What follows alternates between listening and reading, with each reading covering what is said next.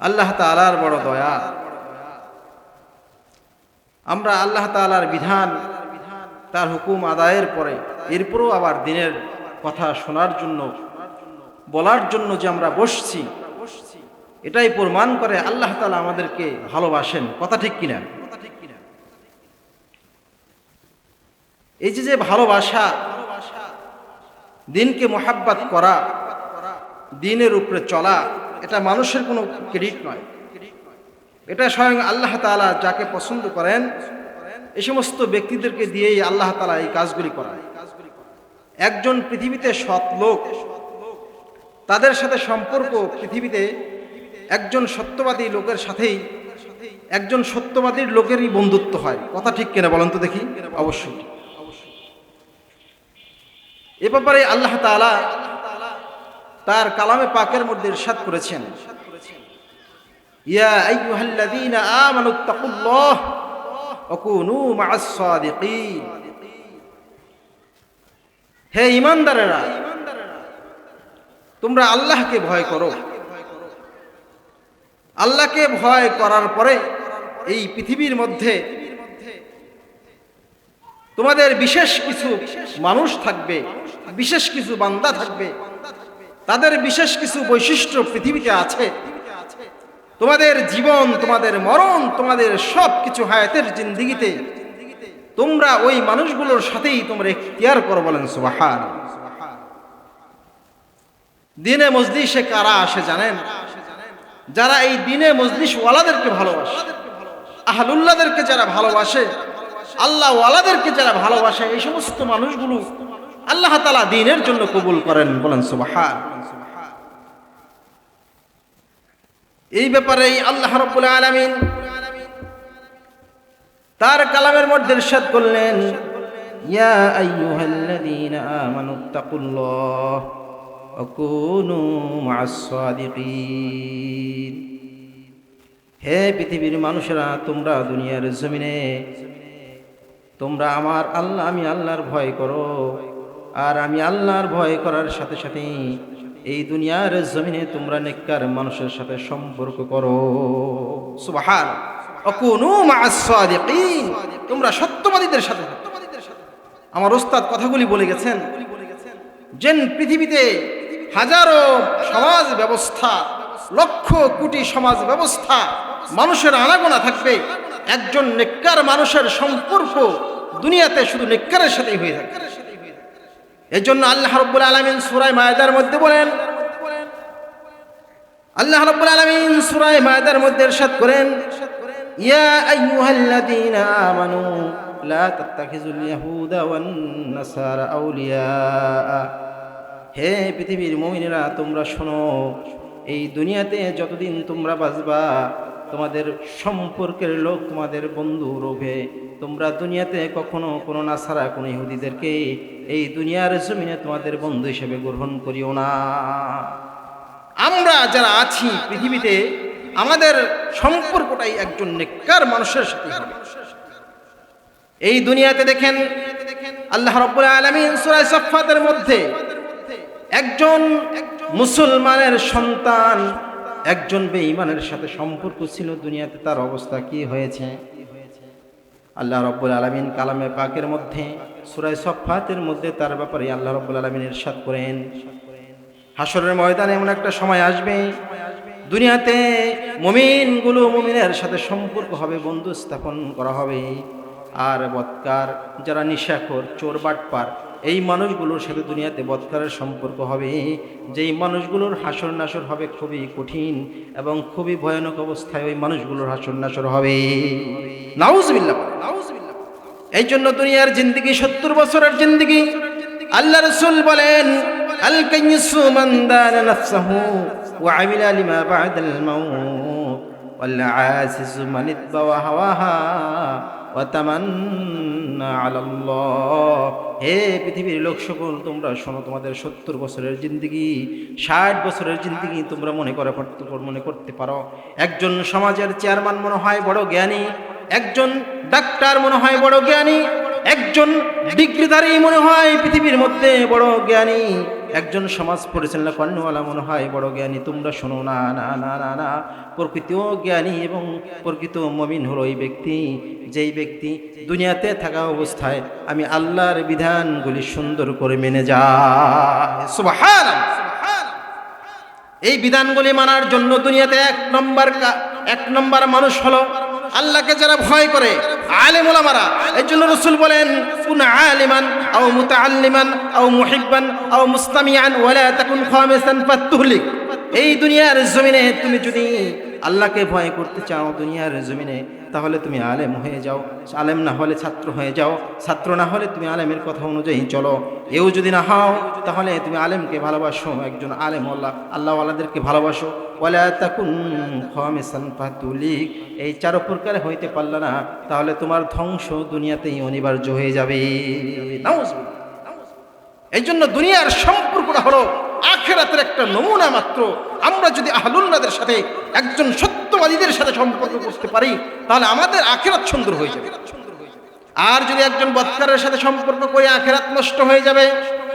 আল্লাহ রাব্বুল আলামিন সূরা সাফফাতের মধ্যে একজন মুমিনের সাথে সম্পর্ক আর একজন কাফেরের সাথে সম্পর্ক রাখলে কি হয়, এই ব্যাপারে সূরা সাফফাতের মধ্যে সুন্দর একটা ঘটনা উল্লেখ করেছেন। আল্লাহ রাব্বুল আলামিন বলেন, আকাবালা বা'দুহুম আলা বা'দিন ইয়াতাসাআলুন ক্বালা কাইলুম মিনহুম ইন্নী কানা লি করিন। আল্লাহ রাব্বুল আলামিন বলেন, হাশরের ময়দানে একজন নেককার বন্ধু দুনিয়াতে থাকলে তার কি লাভ, আর একজন বদকার মানুষের বদকার বন্ধু হলে তার কি ক্ষতি হবে, এই নমুনা রব্বুল আলামিন সূরা সাফফাতের মধ্যে বর্ণনা করে দিলেন। আল্লাহ রাব্বুল আলামিন বলেন, হাশরের ময়দানে যখন নাকি নেককার মানুষটা জান্নাতে চলে যাবে, জান্নাতে যাওয়ার পরে যখন নাকি আলিশান গদি তাকে দেওয়া হবে, উঁচা উঁচা গলি যখন তাকে দেওয়া হবে, আল্লাহ রসুল বলেন জান্নাতের মধ্যে মুমিনকে এত সুন্দর নিয়ামত দেওয়া হবে, যেই নিয়ামতের কথা পৃথিবীর কোনো মানুষের দিমাগেও কখনো কল্পনাও আসে নাই। সুবহানাল্লাহ। মা লা আইনুন সামিআত মা লা আইনুন রাআত ওয়ালা উযনুন সামিআত ওয়ালা খাতারা আলা কলবি বাশার। একজন মুমিনকে পরিমাণ নিয়ামত দেওয়া হবে, যেই নিয়ামতের কখনো তার এই চোখের সীমানা দিয়ে সে কখনোই দেখেই নেই। বলেন সুবহানাল্লাহ। এই জন্য আমাদের আখিরাত যদি আমরা সুন্দর পাইতে চাই, তাহলে দুনিয়ার মধ্যে আমাদের সাদেকগুলি হবে, দুনিয়ার মধ্যে বন্ধুত্ব হবে আমাদের একজন নেককার মানুষের সাথে, মসজিদের ইমামের সাথে হবে, মসজিদের মুয়াজ্জিনের সাথে হবে, এরপরে মসজিদের পাঞ্জিগানা মুসল্লিদের সাথে আমাদের সম্পর্ক হবে। আমরা এই মানুষগুলোর সাথে শুধু আল্লাহর জন্য ভালোবাসবো। দুই ব্যক্তির ব্যাপারে সূরা সাফফাতের মধ্যে আল্লাহ ঘটনা উল্লেখ করেছেন। বনী ইসরায়েলের মধ্যে দুইজন ব্যক্তি ছিল বনী ইসরায়েলের মধ্যে। ওই দুইজনের ঘটনা আল্লাহ রাব্বুল আলামিন সূরা সাফফাতের মধ্যে উল্লেখ করলেন। যখন নাকি মুমিনকে জান্নাত দেওয়া হবে, তখন মুমিন আলিশান গদিতে বসে বসে তার পৃথিবীর সব কথাগুলি মনে পড়ে যাবে। তিনি বলবেন, ভাববেন মনে মনে, আয় হায়, আমি তো জান্নাতে চলে আসছি, আমি তো দুনিয়াতে একজন মানুষের সাথে চলেছিলাম, ওই মানুষটার কি অবস্থা, অন্তরঙ্গ আমার বন্ধু ছিল, আমি আখিরাতে দেখতে চাই। আল্লাহ রাব্বুল আলামিন বলেন, ক্বালা কাইলুম মিনহুম ইন্নী কানা লি করিন। আল্লাহকে বলবেন, মালিক গো, দুনিয়ার জমিনে আমার একজন বন্ধু ছিল, আমি আমার বন্ধুর খবর হাশরের ময়দানে জানতে চাই। আল্লাহ রাব্বুল আলামিন বলবেন, তুমি কি জানতে চাও তার অবস্থা কি? তখন ওই মানুষটা বলবে, আল্লাহ, অবশ্যই আমি জানতে চাই। দুনিয়াতে দীর্ঘ একটা সময় আমি একজন মানুষের সাথে কাটিয়েছিলাম, আমি তার অবশ্যই তার খবর আমি আখিরাতে জানতে চাই। ওই মানুষটা নাকি অনেক উঁচা আলিশান গদিতে, সিংহাসনে বড় উঁচা আলিশান জান্নাতের মধ্যে গদিতে বসে বসে হেলান দিয়ে তুলতে থাকবে, আর পিছনের দুনিয়ার ইতিহাসের কথা তার মনে পড়ে যাবে। আয় হায় রে, আমার তো দুনিয়াতে বন্ধু ছিল, কি অবস্থা, খবর নেই। আল্লাহ বলবেন, যদি খবর নেই তাও তাহলে তাকে তুমি খুঁজতে থাকো।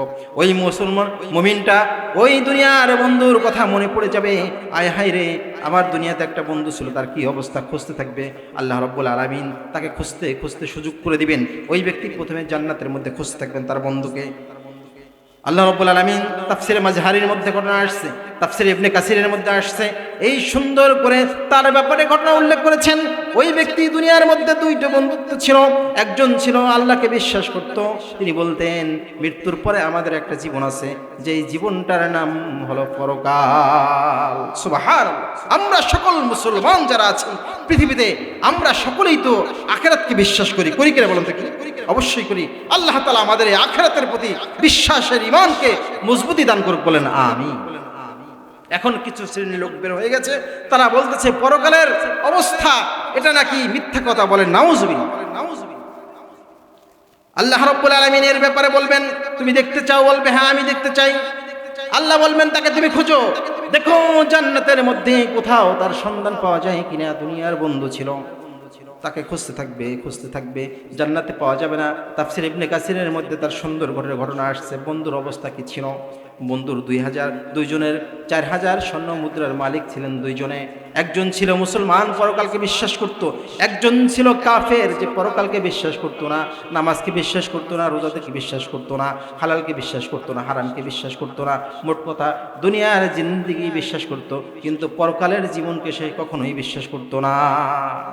এই কাফের ব্যক্তি একটা পর্যায়ে মুসলমান বন্ধুকে বলতেছে, আরে তোর তো কিছু সম্পদ আছে, 2,000 স্বর্ণের দিনার, এই দিনার তো তুই যেখানে সেখানে খরচ করস, মাদ্রাসায় খরচ করস, মসজিদে খরচ করস, একটা বিবাহের অনুষ্ঠানে মানুষ মেয়েদেরকে বিবাহ দিতে পারে না সেখানেও খরচ করস, একজন গরিব অসহায় মানুষের কাছে খরচ করস, তাহলে তোর সম্পদ তো কমে যাচ্ছে, আর আমি তো আমার সম্পদ আমি বাড়াইতে চাচ্ছি।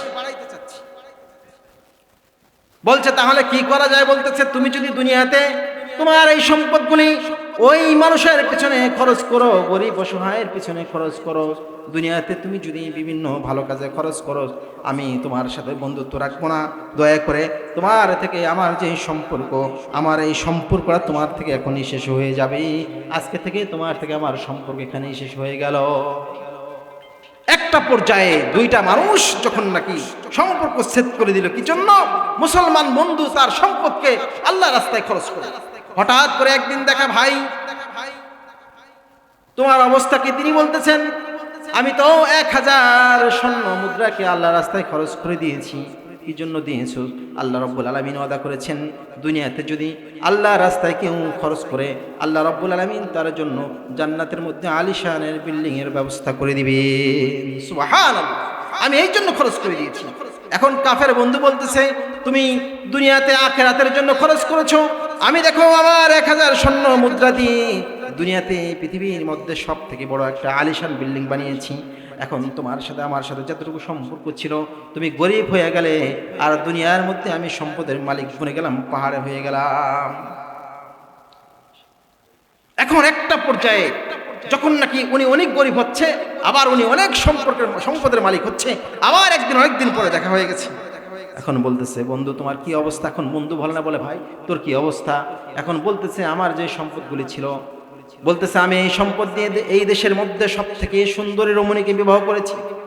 তুমি নাম শুনেছ, সব থেকে সুন্দরী রমণীর মধ্যে এই দেশের মধ্যে আমি তাকে বিবাহ করেছি। বলতেছে দুনিয়ার জন্য বিবাহ করছো? শোনো আমার, তুমি দুনিয়াতে একটা সুন্দরী রমণীর জন্য বিবাহ করেছো, সম্পদ খরচ করেছো 1,000 স্বর্ণ মুদ্রা দিয়ে, এই জন্য আমার 1,000 স্বর্ণ মুদ্রা আখিরাতে আল্লাহর কাছে পাওয়ার জন্য আমার 1,000 স্বর্ণ মুদ্রা আমি আল্লাহর কাছে দান করে দিলাম। সুবহানাল্লাহ। একটা পর্যায়ে স্বর্ণ মুদ্রা সে দুনিয়াতে বিল্ডিং বানায়, আলিশান বিল্ডিং বানায়, সুন্দরী রমণীদেরকে বিবাহ করে। আবার অনেকদিন পরে দেখা, বলতেছে তুমি কে? বলতেছে আমি তো তোমার বন্ধু ছিলাম। বলছে না, আমার বন্ধু তো গরিব হইতে পারে না, এত নিঃস্ব হইতে পারে না, আমার বন্ধু তো পৃথিবীর মধ্যে আমি যে অনেক সম্পদের মালিক হয়ে গেছি দুনিয়াতে, আমার বন্ধু তো সে হবে এখনো পরিচয় দেয় না, এখনো পরিচয় দেয় না। বলতেছে কি পরিচয় দাও না কেন? আমি তো তোমার বন্ধু ছিলাম। বলছে না, আমার বন্ধু নামে এরকম কোনো গরিব পৃথিবীর মধ্যে নেই, আমি তোমাকে বন্ধু হিসেবে কখনোই গ্রহণ করব না। একটা পর্যায়ে তার সব স্বর্ণ মুদ্রা উনি বিবাহ করে, উনি আল্লাহ রাস্তায় খরচ করে, উনি আলিশান বিল্ডিং বানায়, উনি আল্লাহ রাস্তায় খরচ করে, উনি সুন্দরী গাড়ি কিনে উনি আল্লাহ রাস্তায় খরচ করে। একটা পর্যায়ে তো ওই মুমিনও মারা গেছেন, আবার একটা পর্যায়ে তো সেই কাফেরটাও মারা গিয়েছেন। কাফেরও মারা গিয়েছে, মুমিনও মারা গিয়েছে। এখন দেখেন এই মুমিন মানুষটা যখন জান্নাতে চলে যাবে, মানুষটা যখন জান্নাতে চলে গেছেন, তখন তার ওই পিছনের ইতিহাসের কথা মনে পড়ে গেল। আমি তো দুনিয়ার জমিনে আমার একজন বন্ধু ছিল, সেই বন্ধুর খবর নেওয়ার জন্য আমি উঠছি, কি অবস্থা। আল্লাহ বলবেন, হে মুমিন বান্দা আমার বন্ধু, তুই যদি তোর বন্ধুকে দেখতে চাস জান্নাতের মধ্যে খোঁজ, সে জান্নাতের মধ্যে পায় না। হঠাৎ করে জান্নাতে যখন না পাওয়া হয় তখন খোঁজার কথা বলা হয়, তুমি জাহান্নামের মধ্যে খুঁজতে থাকো। একটা পর্যায়ে খুঁজতে খুঁজতে খুঁজতে খুঁজতে দেখতেছে ফাত্তালাউ ফি রাওয়াসিল জাহিম, নাউজুবিল্লাহ, একটা পর্যায়ে দেখতেছে তার দুনিয়ার যে সম্পর্কের বন্ধু ছিল, যেই সম্পর্কের কারণে একটা পর্যায়ে তার সম্পদের কারণে তাকে বিচ্ছেদ ঘটিয়ে দিল, দেখতেছে ওই মানুষটা, দুনিয়ার কাফের ব্যক্তিটা আল্লাহকে বিশ্বাস করতো না, পরকালকে বিশ্বাস করতো না, ওই মানুষটা জাহান্নামের মাঝখানে আল্লাহ তাআলার আযাবের মধ্যে ধাউ ধাউ করে জ্বলতেছে। নাউজুবিল্লাহ। এই জন্য সে আফসোস করবে। কোরআনের মধ্যে আয়াত আসছে, আল্লাহর কাছে সে বলবে, আল্লাহ আমি তোমার হাজারো লাখো কোটি শুকরিয়া জ্ঞাপন করছি, আমার সম্পর্কটা যদি এর থেকে আমি ক্যাটাপ না করতাম, আজকে জাহান্নামের ভয়ানক অবস্থার মধ্যে আমি পতিত থাকতাম। আল্লাহ তোমার দরবারে আমার শুকরিয়া, আমি সিজদায় পড়ে গেলাম। বলেন সুবহান। এই জন্য আল্লাহ রাব্বুল আলামিন বলেন, ইয়া আইয়ুহাল্লাযীনা আমানুত্তাকুল্লাহা ওয়া কুনু মা'আস সাদিকিন। হে পৃথিবীর মানুষেরা, তোমরা শোনো, মুমিনেরা, তোমরা দুনিয়ার মধ্যে আল্লাহকে ভয় করো। আল্লাহকে ভয় করার পরে একজন নেককার, সৎকার, বুদ্ধিমান, আহলুল্লাহ, দ্বীনের উপরে যে অটল থাকে, এই মানুষটার সাথে তোমাদের জীবন ইখতিয়ার করো। সুবহানাল্লাহ। আমরা এতটুকু কথায় যা বুঝলাম হলো আমাদের দুনিয়ার জিন্দেগির যে বন্ধু হবে, আমাদের দুনিয়ার জিন্দেগির যে আত্মীয় হবে। এই জন্য আল্লাহ বলছেন, ইয়া আইয়ুহাল্লাযীনা আমানু লা তাত্তাখিযুল ইয়াহুদা ওয়ান নাসারা আউলিয়া। হে পৃথিবীর মানুষরা, তোমরা দুনিয়াতে বেঈমান, কাফের, মদখোর, বিড়িখোর, গাঁজাখোর, বিশেষ করে ওই মানুষগুলোর সাথে সম্পর্ক করিও না। তোমাদের সম্পর্ক হবে এই দুনিয়াতে নেককার, আহলুল্লাহ, আল্লাহ ওয়ালা যারা আছে, এদের সাথেই আল্লাহ তাআলা আমাদেরকে সকলকে এদের সাথে হাসন নাসর করবার তৌফিক দান করুক। বলেন আমিন। আল্লাহ তাআলা আমাদের সকল মানুষকে একসাথে মিলেমিশে জান্নাতে থাকবার তৌফিক দান করুক। বলেন আমিন। যে কথা বললাম শুনলাম, আল্লাহ তাআলা আমাকে, আপনাকে, দেশবাসীর সকলকে আমল করার তৌফিক দান করুক। বলেন আমিন।